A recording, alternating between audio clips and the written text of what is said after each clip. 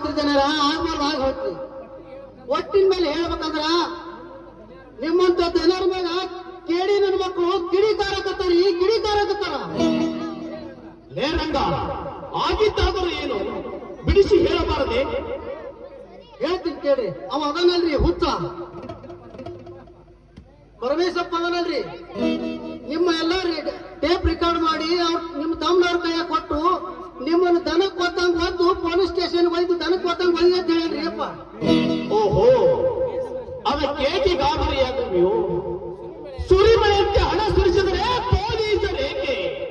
ಅವರಪ್ಪ ಬಂದರು ಬೇಡಿ ಅನ್ನೋರು ಈ ವಾದಿರಾಜ ಜಮೀನ್ದಾರನಿಗೆ.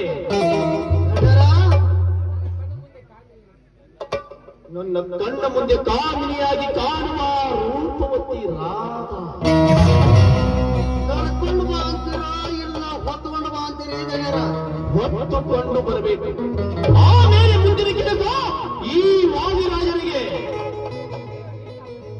ನೀವು ಹಿಂಗ ಅಪ್ಪಡಿ ಪಟ್ಟಿರಂದ ಮೇಲ ಹೊತ್ತು ಮುಳುಗುದು ಹೊತ್ತು ತರ್ತಾನ್ರಿ ರಾಧಾನಾಯಿ ರಂಗ. ಕೊಡ್ತೀನ್ರಿ.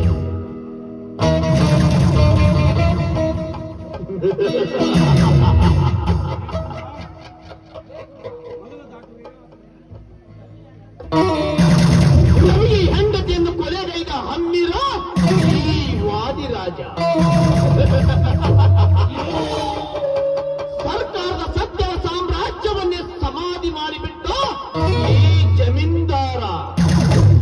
ನಾಗೈದ ಕೊಲೆ ಒಂದಲ್ಲ ಎರಡಲ್ಲ, 16 ಕೊಲೆಗಳನ್ನು ಗೈದು ಸುತ್ತ 10 ಹಳ್ಳಿಗೆ ನೀತಿ ಬೋಧದ ಮಾತನ್ನೇ ಹೇಳಿ ನೀತಿ ಮತ್ತು ನ್ಯಾಯದ ಕತ್ತಿಗೆ ಇವನೇ ತಕ್ಕವನೆಂದು ನಂಬಿದ ಆ ಹಳ್ಳಿಯ ಮಣ್ಣ ಜನರಿಗೆ ಗೊತ್ತು ಈ ಕಳ್ಳ ವಾದಿರಾಜನ ಪೊಳ್ಳು ನಾಟಕ. ದಿನಾಲು ನನಗೆ ಮಸ್ಕ ಹಾಕುತ್ತಿರುವ ಮೈತ್ಯಗಳ ಹೆಂಡಂದ್ರ ಜೊತೆ ಅಲ್ಲೇ ಹೊಡೆ ತೀರು ನಾನು ಆಗಬಲ್ಲೆ. ಅದಕ್ಕೆ ಯಾರೇನು ಹೇಳಿದರೂ ಹೆದರದೆ ಕಂಡಲ್ಲಿ ಹಾಲಿಸಿದೆ ಅವರ ರುಂಡನ್ನು.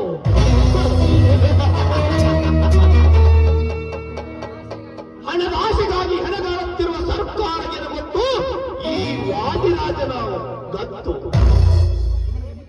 ಇವನಿಗೆ ಮುತ್ತಿಗೆ ಹಾಕಿದರೆ ಅವರಿಗೆ ಎಲ್ಲಿಂದ ಸಿಗಬೇಕು ತುತ್ತು? ಅದನ್ನರಿತು ಬಾಳಿದರೆ ನಾನಾಗುವೆ ಸರ್ಕಾರಕ್ಕೆ ಸಂಪತ್ತು. ಅಂದಾಗ ಬದುಕಿ ಬಾಳಬಹುದು 4 ಹೊತ್ತು.